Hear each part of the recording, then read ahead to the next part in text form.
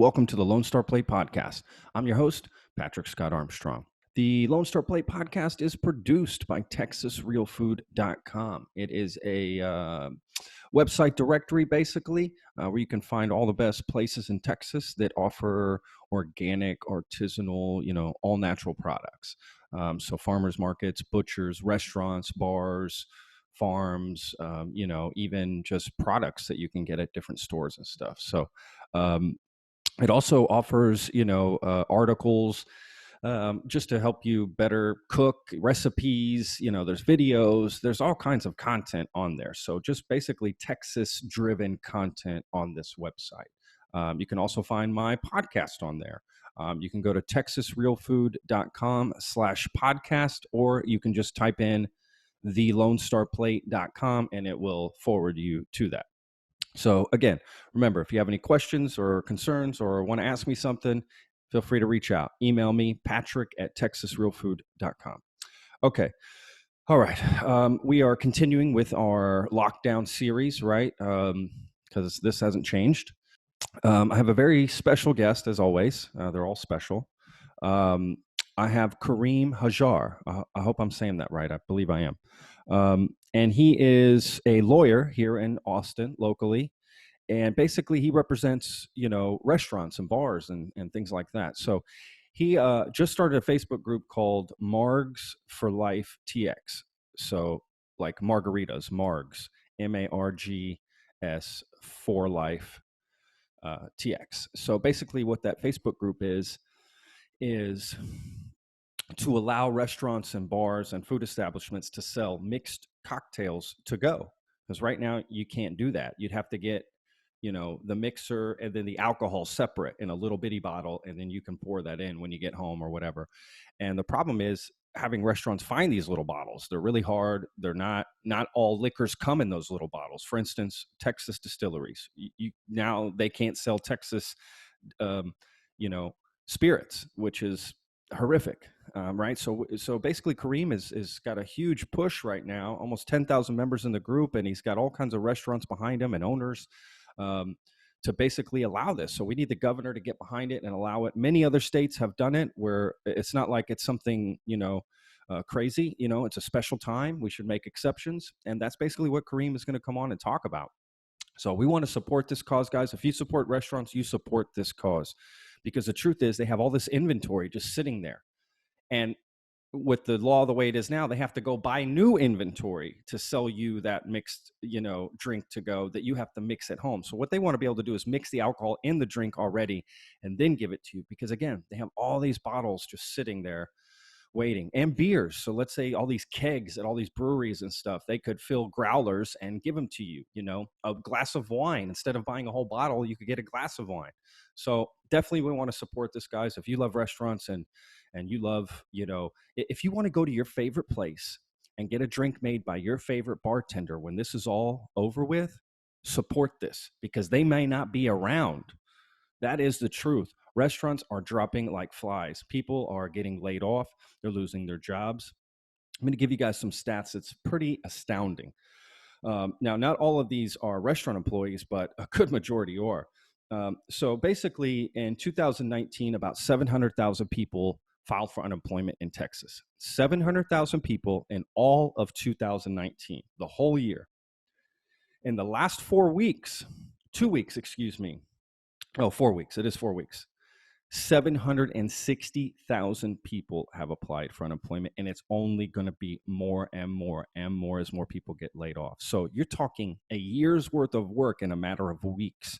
So if you want to know why the Texas Workforce Commission is, you get a busy signal when you call, that's why.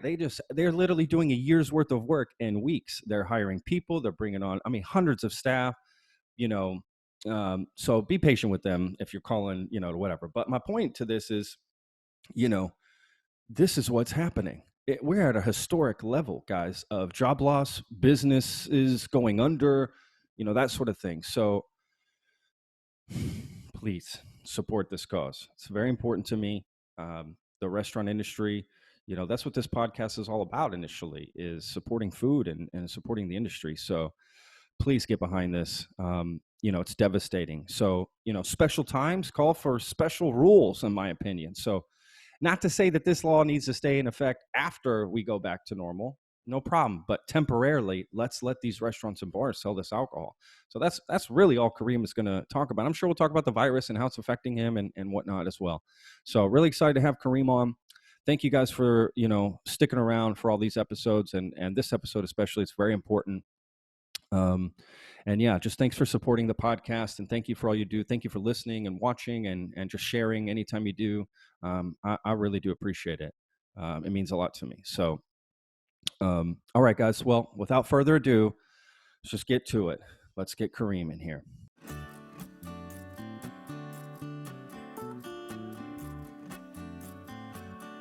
Let's get to the juicy matter here. Like I kind of did a little intro, like I do on all my podcasts, and I kind of explained it briefly. I definitely just want to. This is a super important cause that I'm behind, man, and I know you are too.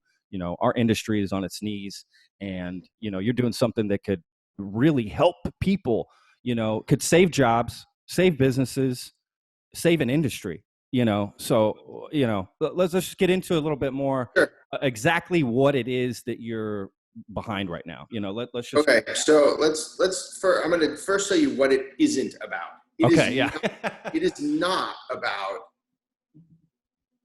getting people margaritas to go in their car for the sake of people having margaritas or mixed drinks or a glass of wine, or right? I say that it's all encompassing. It's a growler beer, but it is not about the people getting alcohol in their cars to go or just to go alcohol, period. And I say that because that is right now the biggest hurdle that we have in this is there's this stigma that somehow doing this, it's all about the people who want their frozen margaritas. And it's not about the people at all. It's about the restaurant industry. Yeah. And the people that work in the restaurant industry, the servers, the bartenders, the barbacks, the cooks, the line cooks, the guys that park your car. And then moving up the chain, it's about the person who schleps the wine over every day, since you tasted 40 of them, but it's your distributors and the people that work there. And there's thousands of those people. It's people that drive the trucks for the wholesalers and the distributors. And then going up the chain, it's about the little distilleries and the big distilleries, frankly, but it's about the distilleries and those people that work there and the breweries and the wineries that employ another tens of thousands, if not hundreds of thousands of people. It's about a lot of people. And then it's about taxes and the tax revenue that's generated for the state. Yeah. And we generated $3 billion worth of alcohol tax from alcohol sales in restaurants alone. That's a B, $3 billion. Yeah, that is. We're projecting a $40 to $50 billion deficit this upcoming session, which starts in 8 months. They're going to have to figure out how to balance a budget. Texas is a state that has a balanced budget. One of the many great things about our state is that we have a balanced budget. Every session, they don't leave until it's done. So that means they're going to start cutting things. And so what is it that we're going to cut? Who's not worthy of funding this year? I don't know, but we're going to find out. But when you start negative 50 billion, I would think that you would want as much revenue as you could possibly get. Absolutely. That is so, crazy. That's $3 billion just in alcohol. That doesn't even include the food. Yeah. Yep. So there's a significant amount of money to the state that's at stake here that is somehow just being ignored. Yeah. And then on the, just if we're going to have another thing to it, if you are bringing people back into your restaurants, that means you're pulling people off of unemployment. Yes. So it's not just like, oh, I'm getting an employee. I'm also losing a liability. Yeah. And there's some businesses that may not need to apply for these loans that the government's offering because they're able to generate some sales and bring employees in. So like, you know what? I don't need this loan because yes, some of it is forgivable, but not all of it. And some of it is not. Yeah. So, you do have to pay it back. So yeah, absolutely, man. It's a domino effect.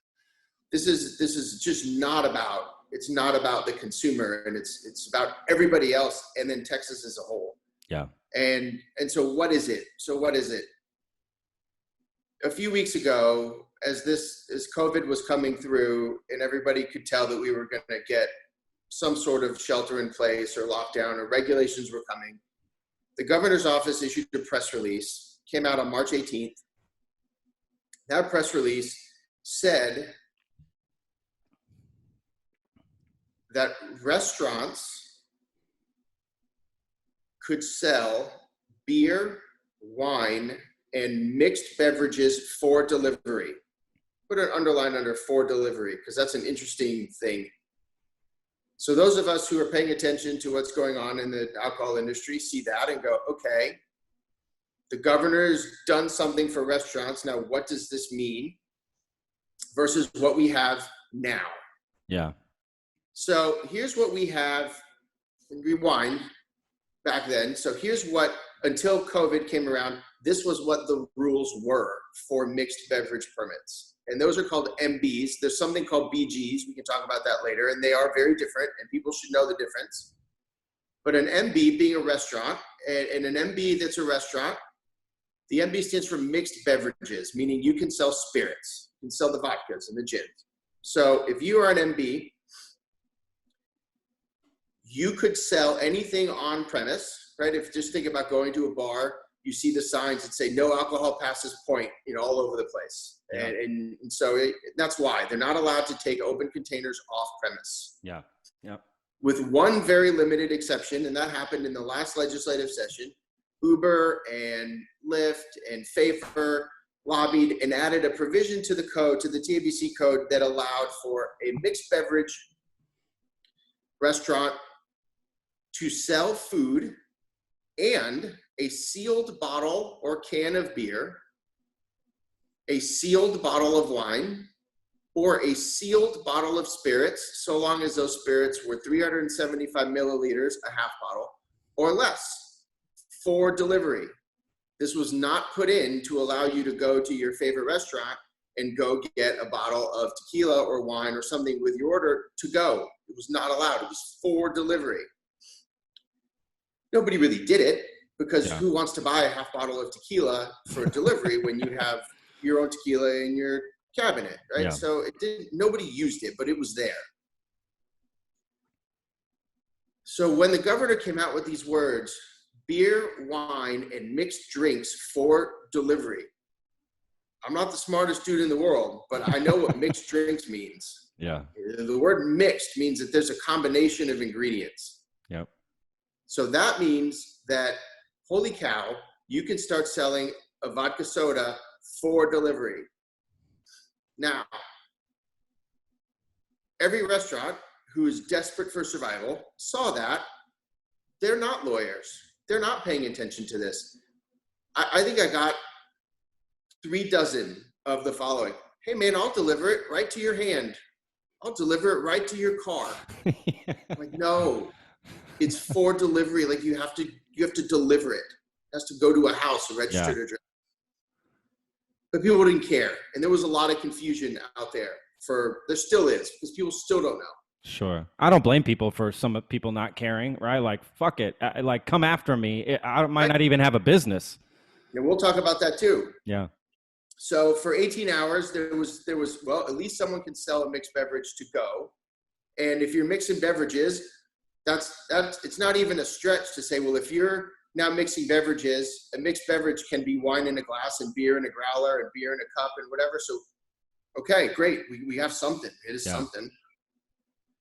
The next day, TABC, the Texas Alcoholic Beverage Commission, came out with their guidance. Since the governor says things and then gives it to the agencies to enforce, the next day, TABC came out with their much longer release.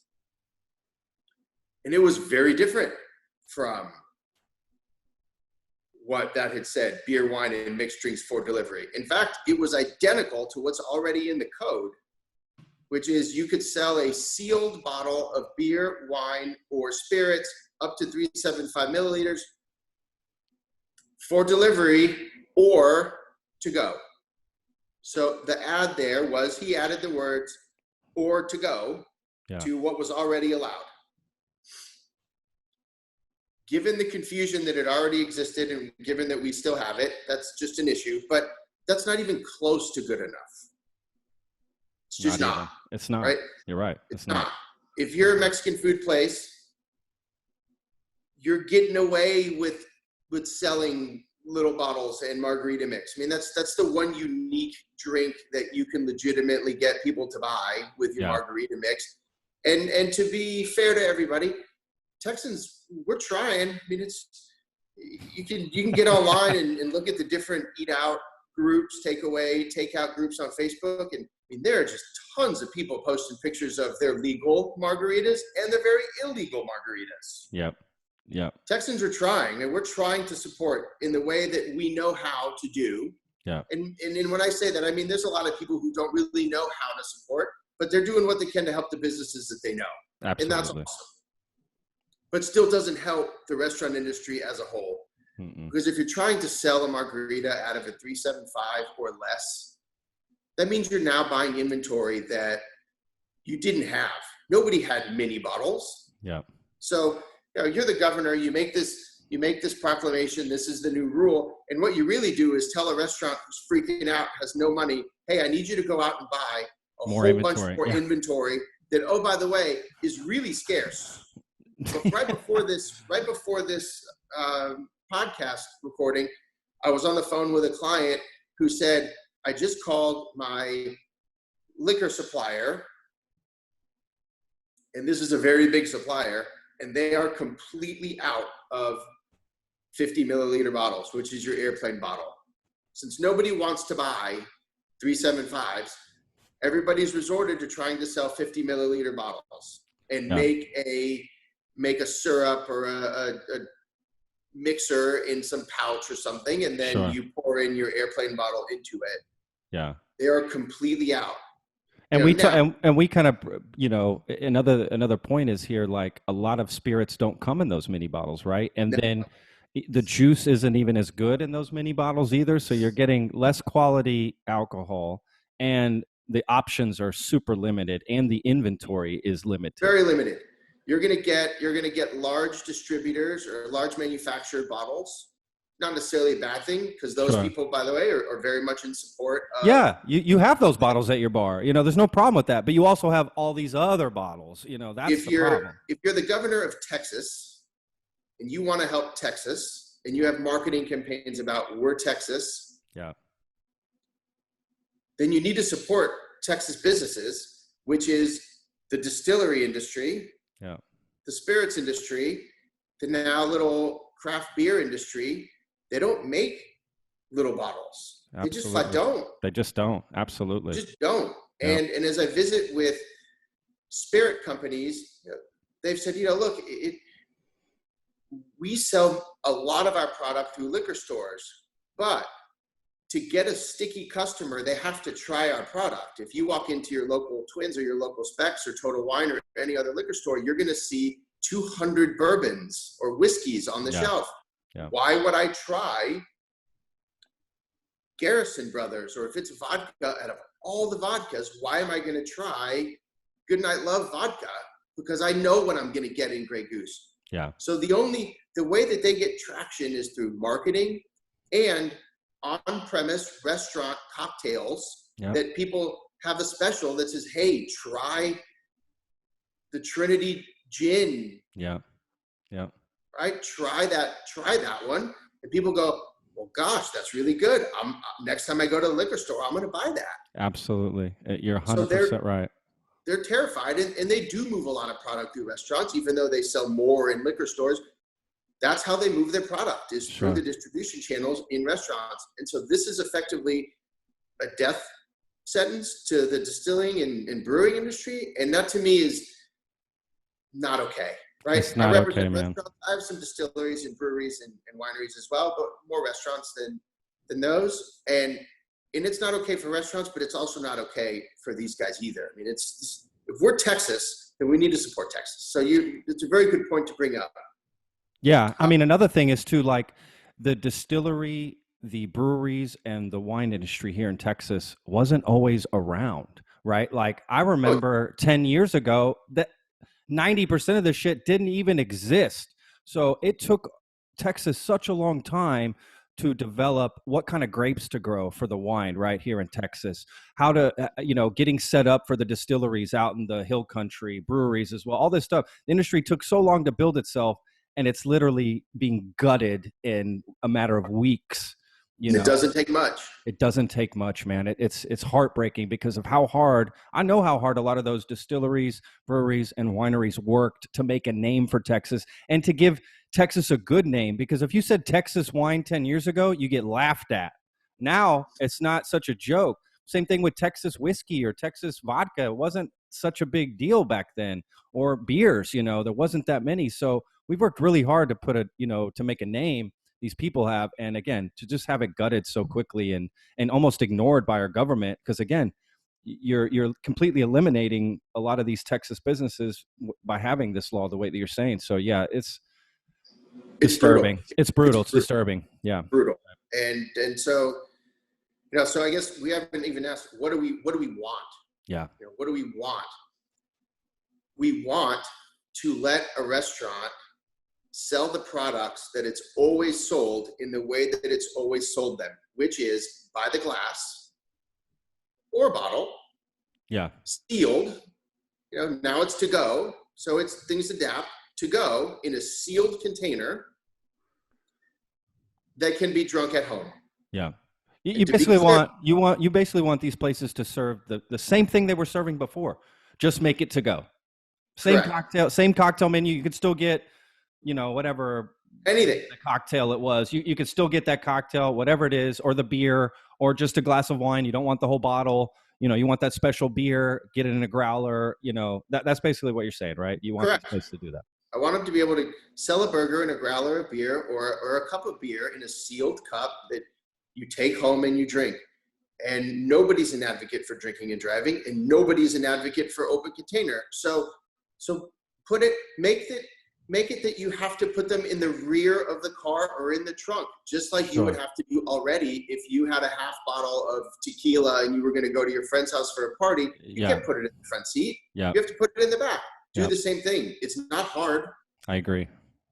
It's not hard. I've heard an argument that what's harder would be letting these businesses fall. So if our only obstacle is figuring out a way to get alcohol in the back of trunks, I mean, hello, that is the best problem we could have.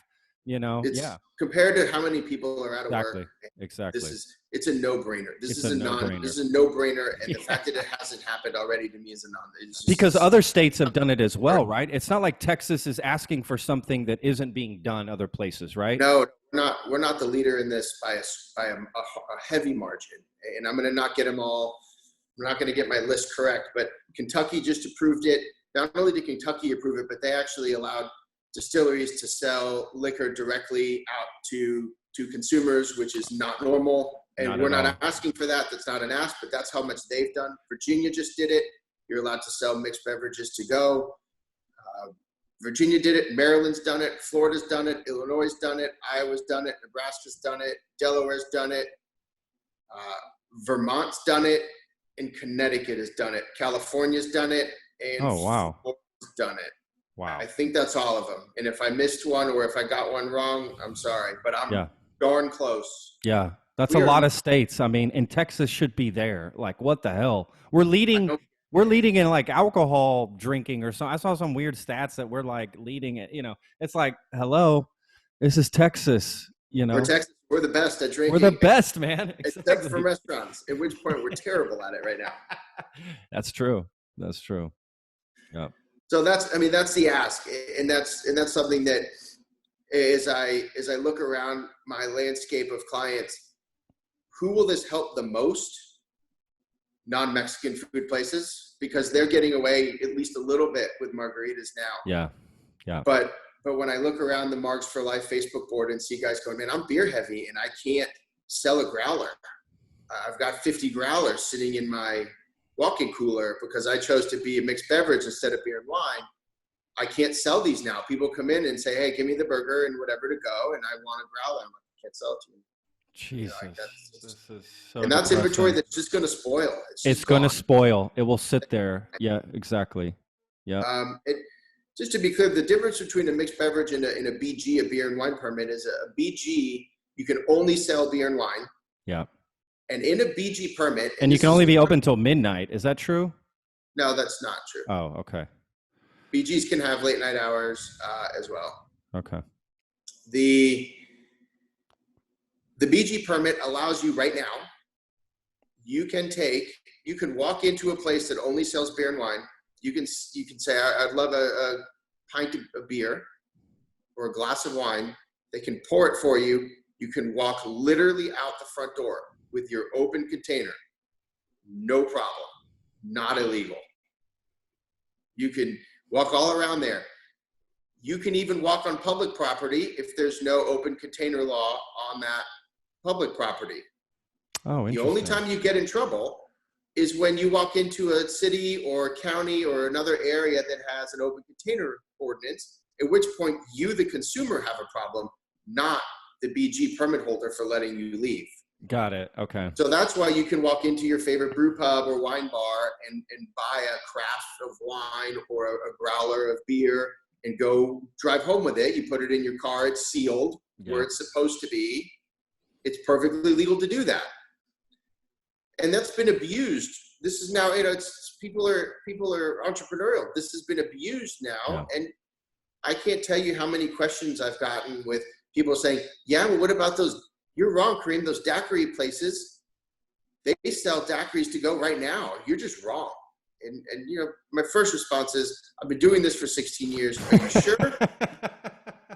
Yeah. Just because somebody's doing something doesn't make it legal. Or maybe it is legal. And it is legal because it's not real spirits. It is a winery. Got it. You can go right now. You can Google daiquiris to go Texas, and the providers of those products will pop up. There are drive-thrus all around the state where you could go right now and go buy yourself a gallon-sized margarita, daiquiri, screwdriver, whatever. But that is not a spirit. Even the people that tell me, no, Kareem, you're wrong. I see it. They're giving me the floaters. No, they are. It's just not a spirit. And if you look at their permits, they're all BGs, and they deliver you your gallon-sized margarita in a drive-through with tape over the lid and over the straw hole, and that is a closed container. Yeah. So if we, Texas, can be okay with that, a gallon margarita in a giant mug, totally, with tape over the straw hole, how can we not be okay with a cocktail in a sealed container that you keep in your trunk? Absolutely. To save hundreds of thousands of jobs and at a minimum, hundreds of millions of dollars of tax revenue. Yes. What am I missing? That's a great question. I mean, besides the pushback that you just mentioned, what other pushbacks are you getting from people about this? So or have there been any? I've heard a few different things of which I've run down to be not true. Yeah. So the first rumors that were flying around with it, the package store lobby and or the wholesale beer business lobby was lobbying against it. And it makes sense. I mean, it makes sense if you're a liquor store or if you're a wholesale beer seller, you might not want those things allowed because you may make more money with people buying in your liquor store. Sure. And sure. Trying to be clear, the Twins and Specks of the world, there's actually 4 tiers in Texas, because in the spirit world, you have somebody who's a distiller, makes a spirit, they sell it to a wholesaler or a distributor, somebody like Southern Glazers. Yeah. Who doesn't sell, Southern Glazers doesn't sell to a bar. They sell to Twin and Specks and other local distributors, LDs. They have package store permits, but they get a second permit that are called LDs. And then those groups, the Twins and Specks of the world, they sell to the restaurants. So there's 4 tiers. So I'm not really referring to Twins and Specks thinking, because they have a wholesale line that they've got hundreds of people employed right now. Yeah. That they're just paying to clean warehouses and just try to keep people on payroll. I'm talking about all the other non-LDs, the package stores. I can see why they would have a concern that, hey, if you're buying that frozen Marg, then maybe you don't come to our store to buy that tequila, or you buy that Manhattan, you may not come to our store to buy that bottle of bourbon. But that wasn't the case. That was false. Yeah, absolutely. That's ridiculous. and I've looked into it pretty darn heavily, I've not seen anything that indicates that the package store lobby or the wholesale beer associations are doing anything to stop this. Yeah. Could I be wrong? Sure. Do I think I'm wrong? No. Yeah. I don't. I've got a lot of people talking to me on the record and off the record that are in the know all the time, and I just don't hear anything that any alcohol chain party is involved in stopping this. Good. So the next one, I thought, well, what else? Who else could be lobbying this? Well, then I heard that, well, federal funds could be withheld if we do this because of open containers. What? And it's a very political politician's way of answering a question with a different answer.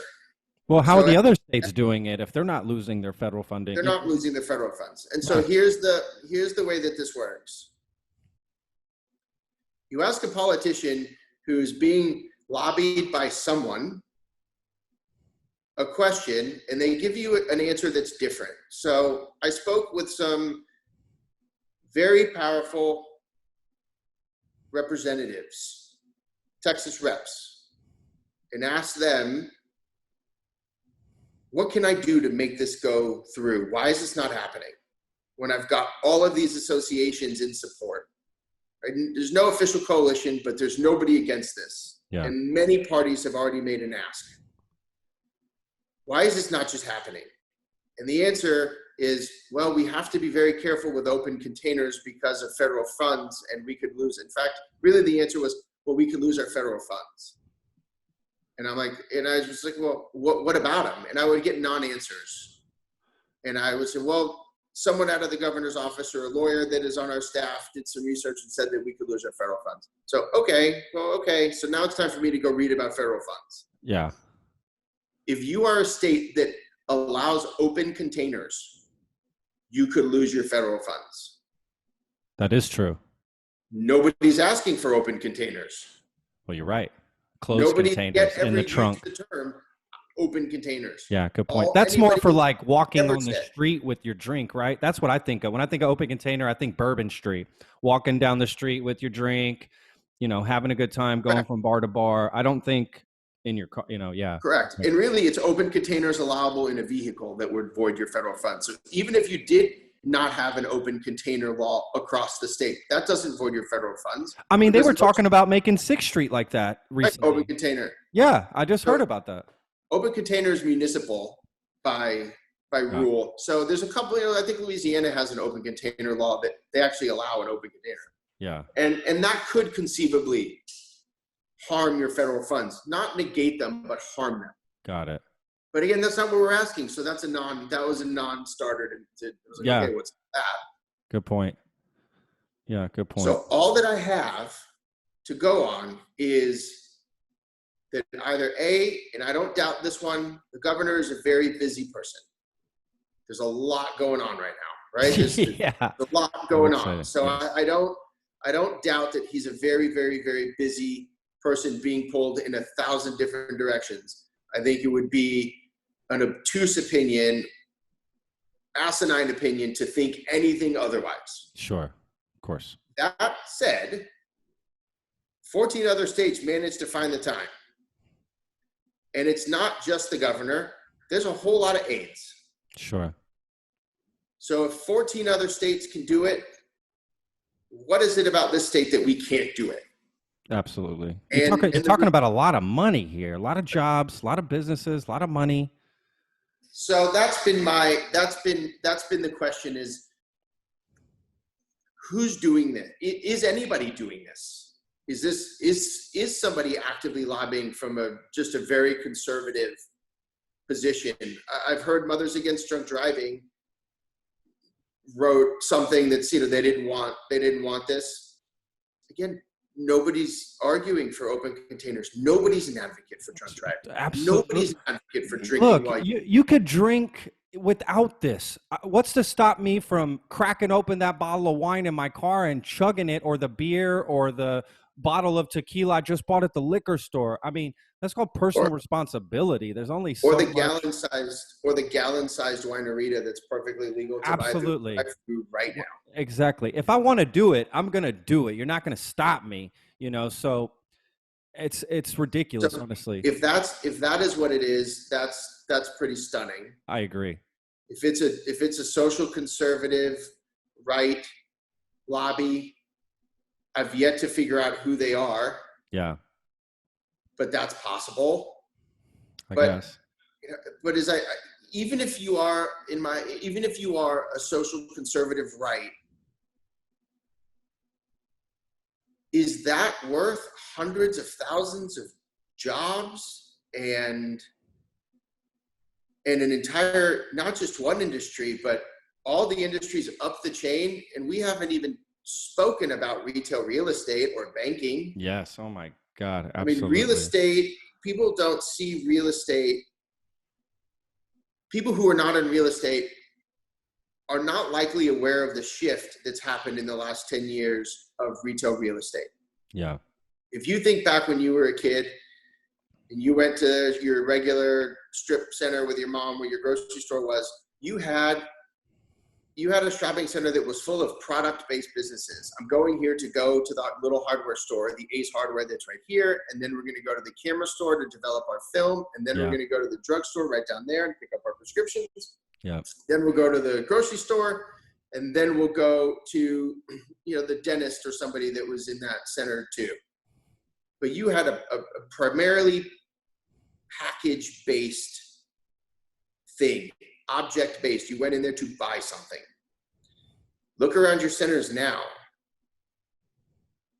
Day spas, massage studios, nail salons. How many yoga studios do we need? Because we have a ton of them. Yeah. How many Pilates studios do we need? You used to be able to get an exclusive on fitness. Now, there's no way the landlord's going to give it to you because there's going to be an F45 and a yoga studio and a spin studio in that center and 3 restaurants. Yeah. Yeah. And, an acupuncture place. Sure. And a chiropractor, right? It's all service-based retail now. We don't buy our nuts and bolts and hammers from the hardware store. We buy them on Amazon or we go to Home Depot. Yep.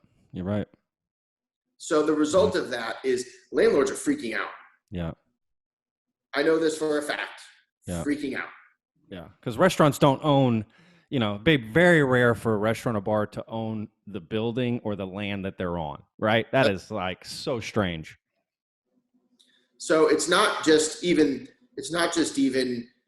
the alcohol or the hospitality industry. It keeps going up the chain. Sure. It's everywhere. Yeah. So as we look at this, when I balance this social conservative agenda, if that's what it is, which I don't know that it is, to institutional level failures in retail real estate and in everybody up the chain, I just have a hard time seeing that winning the day. Yeah. Yeah. A philosophical opposition to the theoretical problem of somebody having an open container in a car when you sealed it and you passed rules and laws to keep it closed against that. It's hard for me to fathom that we would keep hundreds of thousands of people on unemployment and not generate very badly needed revenue, considering we have an oil industry that's absolutely in the toilet right now going into session. That would be the thing that you go, well, I'm going to stick to my philosophical guns here and just put these hundreds of thousands of people and take money off the table for Texas. I'm going to do that. It's kind of weird because, I could understand during normal times, right? This conversation comes up and people are fighting back against it. Okay, but we're not in normal times. It's like, hello, exceptions to the rules. Like, I understand anybody's argument that would come out again. Okay, maybe people are going to drink. Okay, I get all that. But we are in a particular circumstance, literally that hanging by a thread. So to me, none of that matters. Like, you know what I mean? None of those arguments matter because we're just we're in a bubble, And we haven't said this yet, but nobody's arguing that this be permanent. The governor doesn't have exactly permanent anyway. Exactly. The ask is for it to be during this time and for a reasonable period of time after the restrictions are lifted. so that restaurants can get back online. And what's Yep. going to happen right now is restaurants have either closed or they're trying to operate on skeleton crews Yeah. with the reduced revenue. Yeah. But what I don't think anybody's really talking about is, as human beings, as Texans, there's going to be, and there is already, a behavioral shift in our consumption. Yeah. Hundreds of thousands, if not millions, if not hundreds, millions of people are out of work. They stopped consuming like they were before. Yeah. And those were people that consumed. They put all their money back into the economy, you know? All of it. They saved nothing. Yep. So they're on unemployment. And now you have, for those that are still employed, am I going to go right back and start spending the same way I was doing before? No, I'm not. Yep. And I'm not special. I'm not, because you've been telling me for the last now month, but it's going to be 3 months, that being around people is dangerous. Yeah. So even if you raise the restriction, I'm still probably not going to go to a ton of restaurants. Yeah. I'm going to probably skip that concert. Yeah. I'll wait till the fall. I'll wait till December before. But what I am going to do is I'm going to still try to support my people and order out. Yeah. So now you have a restaurant that now the restrictions have been lifted. They have to reopen. They've used their stimulus dollars. And now you have them rehiring all their people, full overhead again, full inventory, which they have to find money for, by the way. Yeah. And not nobody, but people are going to show up, but not like they were before. Not at all. Not at all. Not even close. So the ask is, give us a little bit of time and then go back to what it was. Nobody is asking for this to be permanent. Just give them the lifeline to get through this, because of all industries, this one has been gutted. Yeah. Gutted. Absolutely gutted. I agree. Yeah, exactly. It's not permanent. It's not again, these are all just exceptions to the rule. So any argument brought up against it to me is just not valid. It's like, hello, we're in a pandemic. We're talking about people's lives, literally people's lives and their livelihood. And it's not a small problem you're trying to fix. This is a massive problem. So yeah, I just don't see how anybody doesn't get behind this. I mean, it's mind blowing to me. It is too. Yeah. So what we've done is we've worked with a lot of associations to understand what happened, who did what, when, where, and how. And I think we've figured out the facts of how this all shook out and why we are where we are. And now it's a matter of, how do we get Texas on par with the other leading states who are trying to help save industries and small businesses while also saving lives? Right? We're not taking it away from them. And so what we've done is we started a Facebook page, Margs For Life TX. We also have an Instagram that people can go follow, and we post things on a regular basis there. And then right now, what's the Instagram handle? Is it Margs For Life TX as well? Yeah, Margs For Life TX as well. Okay. And in the last couple of days, I've written a letter on behalf of restaurants that I've circulated to all of my clients, and they are circulating it to all of their colleagues. Right now we have hundreds of signatures which really will be hundreds and hundreds of brands, and one brand might have 10 units in it. So I don't know how many units it would even come out to be, but it is a lot of restaurants. And I don't want just my clients, and I don't want just Austin. I want all of them. If there's a time for every single restaurant owner, big, small, regional, national, local, greasy diner, or giant fine dining, I want them. I want your signature. I want your logo.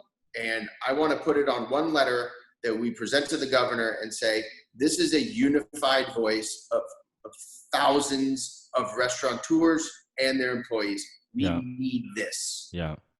When are you thinking about sending? Is there like a time frame that you have on this, that you're trying to get this letter out? I would say it's probably going to go out week after next, just because I thought it takes longer to disseminate than I would have expected, or just that normally, even though we have instantaneous technology, it's somebody sees it, they don't see it till the next day, then they look, then I'll get back to it. I need to sign this and get it back, and I'll send it to my friend. So I'm going to guess week after next is when we'll probably cut it off. So there's plenty of time for people to print it, sign it, send it back. And that's literally pinned to the top of Margs For Life TX. Okay. And if somebody sees it and wants me to email them the email that I've been sending to my clients and other people who've asked for it, my email address is there. It's khajjar, KHAJJAR @legalstrategy.com, and I'll email it to you. You can text it to me. I've got my mobile number on that email, so you can text it to me. And we want every restaurant to sign it. Yeah. I want them all. Yeah. I don't care if you're in Midland or you're in Dallas or you're in Galveston or you're here in Austin. I want all of you. Have you had any restaurants say, no, I won't sign this? Not yet. Not yet. Good. Bigger groups, the bigger restaurant unit groups sometimes need to get approvals from people. Sure. But even they're signing on. So right now, it's a no-brainer, right? Again, it's a no-brainer. Matthew Odom comes out with the top 50 restaurants every year. Just in a day, I've already got a little over half of them, and I want all of them. Yeah. And I just want to be clear, and I mentioned this, I think, at the top of my podcast, and I'm sure people understand this, but you're doing this for free, man, right? You're not getting paid for this. This is just passion, right? There's no client here. There's no client paying me to do any of this. Exactly. That's what's awesome. This started, I just had 1,000 emails come in going, what just happened? This is catastrophic. I don't know what I'm going to do. How am I going to pay rent? And it would be really shitty for me to say, yeah, I know. Let me just connect you with my bankruptcy section in our firm, and it's not. That's not okay. So is that what made you get going? Was all these emails? Just my clients literally going, I'm not going to make it. Yeah. Desperation. I've heard more people crying than I care to in 3 weeks. I know, man. And I thought finally I can't just sit here and do it. And I'm not one typically to go get off my butt and go advocate for people that's for free. It's what we do every day for clients. And so I typically, by the time the day's over, I'm pretty done. And, of course. And in this one, I don't feel like I have much of a choice, because it's either we do it or we watch an implosion happen before our eyes. And that to me is absolutely crazy. I agree. It is crazy. It's just like, right. Yeah, that's a good point. You're just like watching it happen and you can't do anything, right? It almost seems like a little helpless. But what you're doing, man, is amazing, and I just want people to know that you're not getting paid for this. This is your passion. You want restaurants, to make it through this, because look, we all go out to restaurants and bars. It's a part of everyone's life. It's such a big part of our lives. I guess maybe people just don't realize that. They will now. They're going to appreciate bars and restaurants that they go to, that bartender that they love, that server that they really were fond of. Hopefully people are going to be a little more appreciative of them. And that's how you can support them. That's what I've been telling people. Like, if you love a particular restaurant and you love this bartender at and he makes your favorite drink and this and that, you need to support this cause, because either that restaurant or that bartender will not be around and you're not going to get your favorite cocktail, so have to get behind this, like 1,000%, It's definitely not, this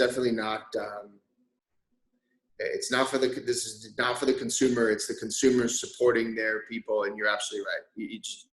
This has to happen. It's not the only thing that has to happen. And this is not the miracle cure, but it gets them a long way, right? That $12 burger, I'll tell you, that $12 burger has $6 of profit in it. Yeah. You now sell a $12 growler of beer with it. That has $11.50 of profit in it.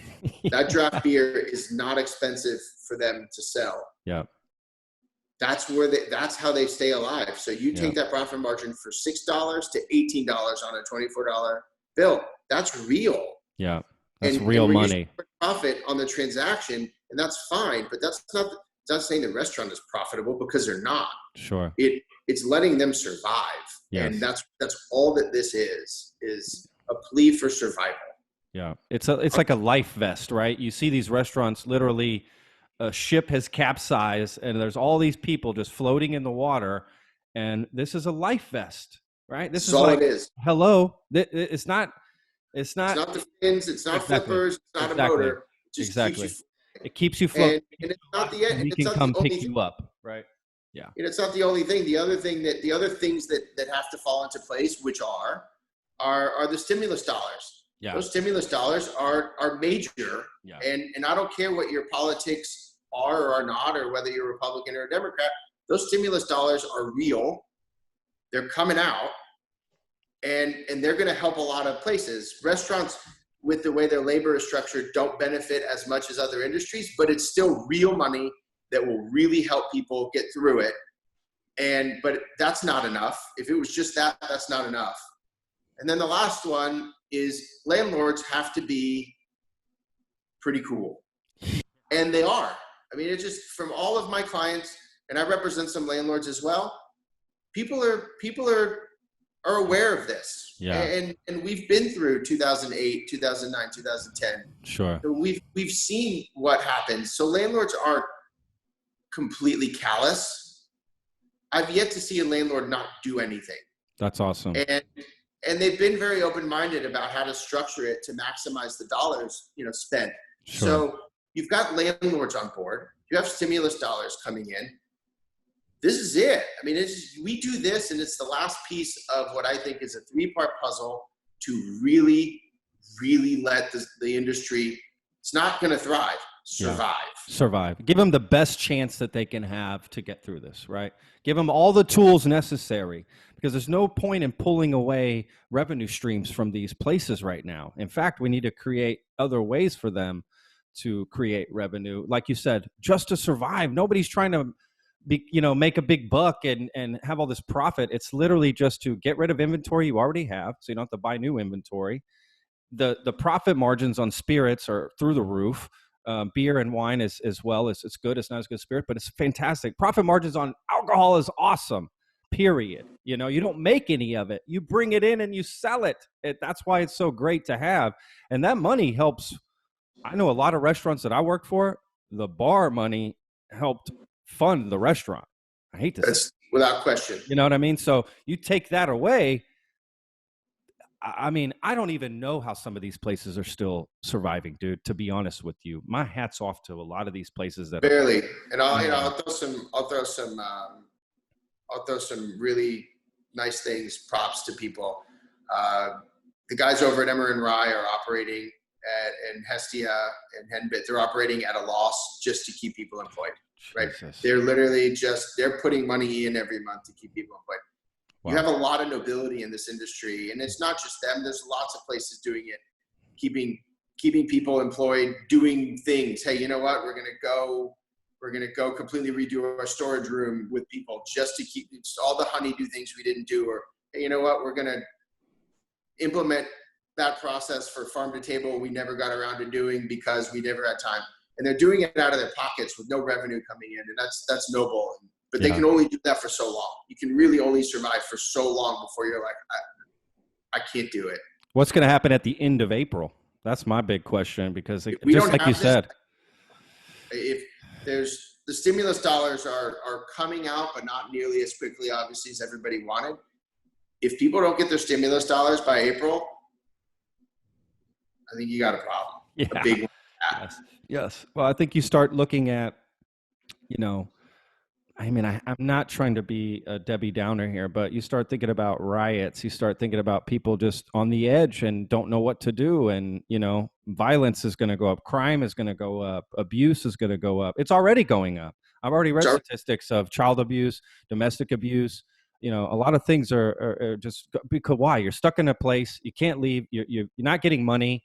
You're getting laid off. I mean, it's like, literally, I think people just look and just think, how much more stuff can go wrong, right? Like it's everything at once. It's not even, well, this and this and it's just a rug pulled out from underneath you, and you don't know what to do. And yeah, man, if we don't start helping people, it's going to get to the point of no return. You're going to, some of these restaurants and bars won't be able to reopen, even if they get some help, if it's too late. That they'll pass a point where they can't even come back. And I'm seeing that already, and it breaks my heart. It's already a tough business, right? You know that. Running a restaurant or a bar is just, the margins are, you don't get in it to be a millionaire. You do it because you love it. Breaking even in a restaurant is a win, so it's already hard. And now this, People talk about the margins of a restaurant and they talk about the margins of alcohol, and the margins of alcohol are high. Just what people aren't seeing is you have a large labor component. Yeah. You have a very large rent component. Yeah. Building out a restaurant, if you're building out a nice restaurant, is multiple $1 million. Yep. And your insurance is not inexpensive. You have way more other recurring costs than people really think about. It's just I agree. your subscriptions to things and your produce costs, and the fresher the ingredient, the more expensive it is.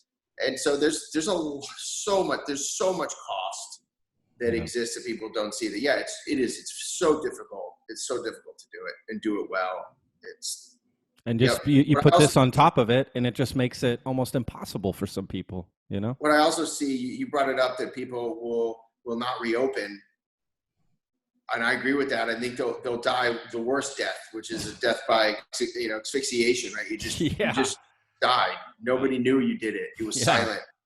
Yeah. But what I think will also happen in as much, if not more, is you will have places that made it through the closure, reopened, and then with the regular set of overhead back, just can't make it. Yeah. So I see closures happening May, and we're in April now, May and June that never reopen. Yeah. But I see a tidal wave if we don't get relief for them. I agree. In July, August, September, where they reopened and they're like, okay, here we go. Yeah. And there's just nothing. Yeah. Because I think people think that. They think, well, I know some restaurants and bars are thinking that if we can just get open, it'll all be okay. And that's not the case, because even though everything gets open again, not everyone's going to be rushing in to spend all this money. First of all, people are already saving money. They're hurting for money. So it's not like that's the first place that the money is going to go back into. Plus, they're a little scared. They're a little, just like you said, they've been hammered in the head with staying away from people and keeping their distance. Can potentially save their life. Well, again, just because these places open all of a sudden, it doesn't mean it's going to be okay. Just like when they said, okay, you can stay open and do to-go and delivery, that didn't mean, oh, great, every restaurant's saved now. I mean, a lot of places tried to do that and realized it was costing them more because they weren't getting all the delivery and to-go. So they're losing even more money trying to operate, at a loss. It's so frustrating, man. I'm just. And those places that closed down are now stuck with 50 milliliter bottles that they can't recycle. Oh my God. I just don't even. I've been through a lot in this industry. I've seen a lot of things happen. I've worked in this industry in other countries. I worked in Europe in the industry. I worked in Mexico in this industry, and I've worked in America in this industry. And they're all different, but they all are, very much similar. And I've been through so many things through this industry, but nothing.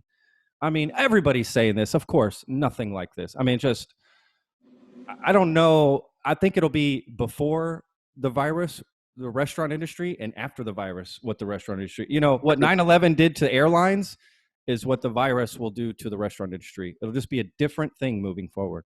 For sure, without question. How it is, what they adapted to. I don't know. I just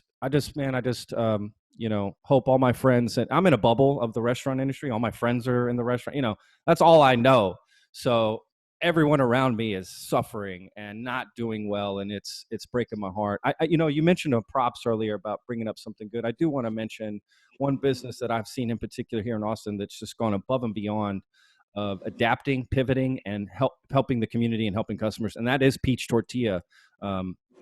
Eric, what I've seen them do has been amazing. And if all businesses could have done that, it would have made a big difference, but not everyone's Eric, and it just, it's good to see that there are some places that are making it through this and doing something good and, able to survive. So yeah, I mean, we could at least, so just a shout out to Eric and Peach Tortilla, what they're doing, so yeah, just tough times, man. It is. It's awful. And I appreciate you guys having me on today to talk about this. Absolutely, man. It's been awesome. I hope that people come join our Facebook group and watch my posts, share them, get involved, sign the letter. Spread the word, right? Spread the word. The industry people, they've got to get after it. And they are, but we got to keep doing it. It's got to be overwhelming to get this done. I agree. I agree. Well, listen, Kareem, thank you so much again, man, for your time today. And I know you're super busy and got all kinds of things going on. And good luck with all this. You need anything from me, you know how to get a hold of me. And we're going to push this like crazy, man, and get people on board. Thank you very much, man. It's been great, and I'll be reaching out to you in the next day or so. Absolutely, Kareem. All right, brother. We'll have a good rest of the day, man, and we'll talk soon. Sounds good, man. See you later. Okay, boss. Be good. Bye. Guys, thank you so much for listening to another episode of the Lone Star Plate podcast. As always, you can check out our website, thelonestarplate.com. You can also go to texasrealfood.com/podcast. Really want to thank our guest today, Kareem Hajjar, for coming on and speaking about this very passionate project that he's working on, and which I support as well. So please make sure you check out his Facebook group, Margs For Life TX. And the Instagram. Again, thousands of followers, a lot of people getting behind this, and anything you can do to support the restaurant industry right now is much appreciated. So Texas, we need you. Okay, so thank you again to Kareem. Thank you all to everyone listening. And as always, stay safe, stay clean, wash your hands, social distance, keep your 6 feet, stay home, people. Let's get this over with so we can get back and get people working and get the economy back going again, okay? We're all in this together, so let's just stay calm, cool, and collected. Look forward to upcoming episodes coming up where you can hear, some other things going on, these testimonials and things that's going on about the virus. So we got more musical guests coming up and other people, and it's going to be a lot of fun. So, all right, guys, we'll see you next time.